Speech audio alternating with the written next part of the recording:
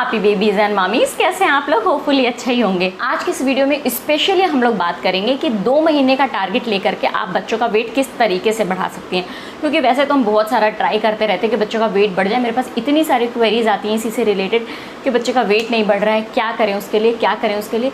तो देखिए, बच्चों का वेट बढ़ाना कोई रॉकेट साइंस नहीं है। जैसे वेट कम करना बहुत मुश्किल होता है ना, वैसे ही वेट बढ़ाना भी बहुत मुश्किल होता है। क्योंकि एक तो बच्चे बहुत ज़्यादा फजी ईटर होते हैं, वो इकट्ठा बैठ के सब कुछ तो खाते नहीं हैं। इवन मतलब जब उनको बहुत ज़्यादा भूख लगी होती है तो भी वो 4-5 बाइट खाने के बाद बस तुरंत डिनाई कर देते कि मेरा पेट भर गया। और वो 4-5 बाइट खिलाना भी बड़ा मुश्किल हो जाता है कभी कभी उनको। दूसरी चीज़ कि उनको जो भी हम दे रहे हैं उसके नरिशमेंट वैल्यू को भी हमें चेक करना बहुत ज़रूरी होता है। ऐसा नहीं कि हम जंक फूड उनको दे दें, फ्राइड फूड दे दें या पैक्ड फूड दे दें जिससे कि मतलब बस उनका वेट बढ़ना चाहिए किसी तरीके से। हम ये भी नहीं कर सकते हैं।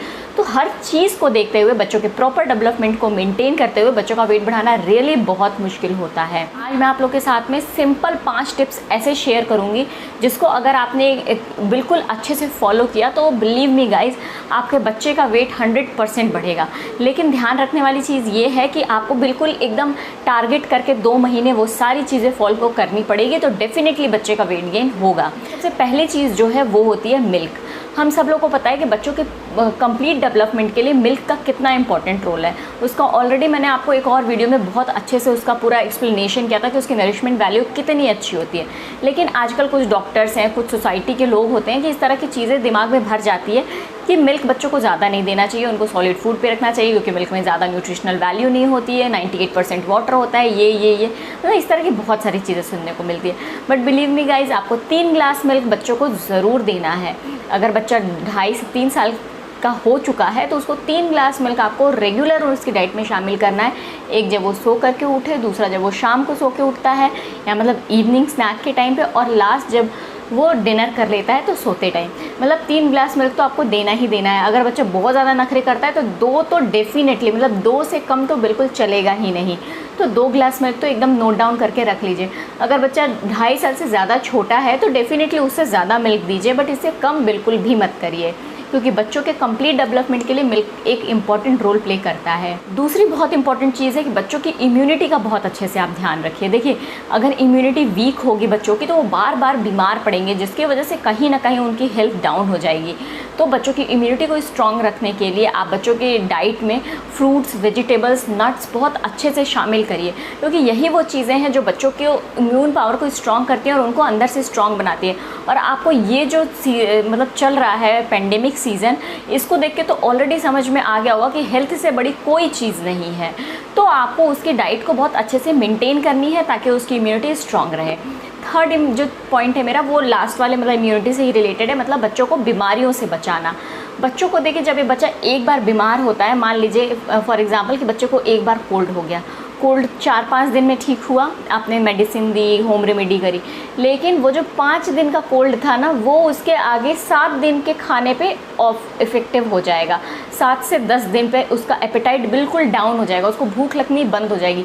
तो 5 दिन वो मतलब परेशान रहा, बीमार रहा, 10 दिन उसका एपेटाइट वैसे ही काम रहा। तो मतलब जो आपने पिछला 1 महीना उसको खिलाया था वो ये 15 दिन पूरा का पूरा लॉस कर गया। मतलब आपका बच्चा बिल्कुल, उसकी जो भी सेहत बनी थी वो डाउन हो गई।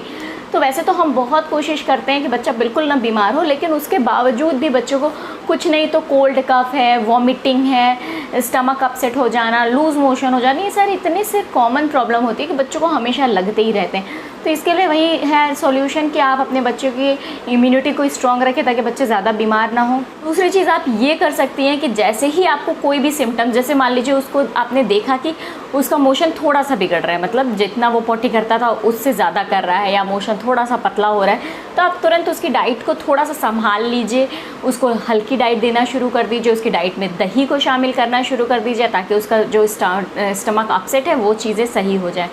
जैसे कोल्ड हो गया है तो आप तुरंत उसको होम रेमेडीज़, जैसे हल्की सी रनी नोज़ आई या फिर कुछ भी आपको सिम्टम्स दिखे तो आप तुरंत उसको हल्दी वाला दूध दे दीजिए, कुछ होम रेमेडीज़ दे दीजिए, गरम तेल लगा दीजिए। मतलब ये है कि आप अवेयर रहिए, जैसे ही आपको 1-2 सिम्टम्स भी दिखे तो उसको बढ़ने मत दीजिए, जल्दी से जल्दी बच्चे को ठीक करिए ताकि वो एपेटाइट उसका ना बिगड़ सके, उसको भूख लगना ना कम हो सके और वो अपनी रूटीन जो है उसका वो बिगड़े ना।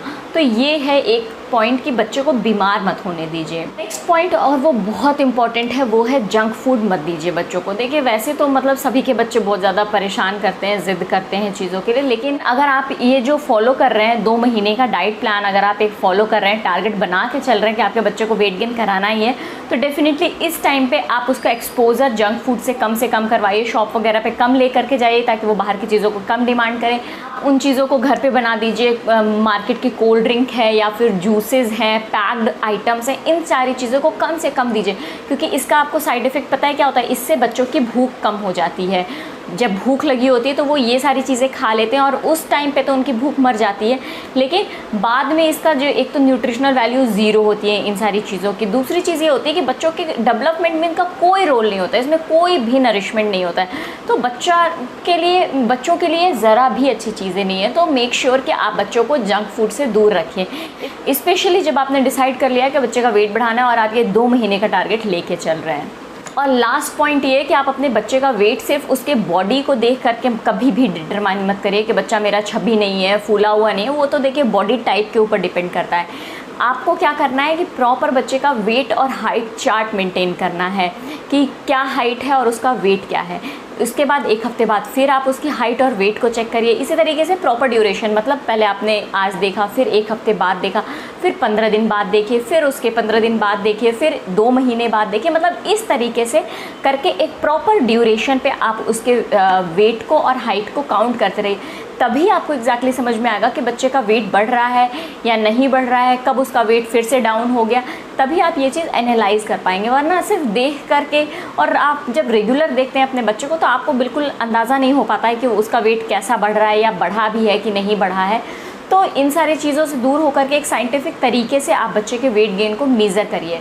ये ऐसे 5 पॉइंट्स जो हैं बहुत ही जनरलाइज्ड, लेकिन अगर आप बिल्कुल सीरियस अपने बच्चे के वेट गेन को ले करके कि आपका बच्चा अंडर वेट होता जा रहा है या फिर उसका वेट बिल्कुल स्टक कर गया, बढ़ नहीं रहा है, इन सारी चीज़ों से अगर आप परेशान हैं तो आप ये पॉइंट्स फॉलो करके देखिए सीरियसली गाइस। देखिए इससे आपको हेल्प ज़रूर मिलेगी। और अगर आपके कोई भी क्वेरी है, कोई भी सवाल है इससे रिलेटेड कि आपको फ़ायदा हो रहा है, नहीं हो रहा है, या कोई भी कन्फ्यूज़न है, तो कमेंट करके मुझसे ज़रूर पूछिएगा। मैं कोशिश करती हूँ कि मैं हर कमेंट का रिप्लाई करूँ, और मैं ज़्यादातर कमेंट्स का रिप्लाई कर भी देती हूँ। इवन मुझे इंस्टाग्राम पे भी जो लोग DM करते हैं मैं उसका भी रिप्लाई कर देती हूँ, ताकि आप लोग ज़्यादा पैनिक मत होइए इन सारी चीज़ों को लेकर के। उम्मीद करती हूँ कि मेरी ये सारी इन्फॉर्मेशन आपके काम की रही होगी। अगर रही होगी तो सब्सक्राइब करिएगा इस चैनल को इसी तरह की वीडियोज़ को देखने के लिए, और लाइक और शेयर करिएगा अपने फ्रेंड्स और फैमिली के साथ में, ताकि उनकी भी इस तरह की प्रॉब्लम सॉल्व हो सके। मिलती हूँ आपको अपने नेक्स्ट वीडियो में। Till then take care, bye bye.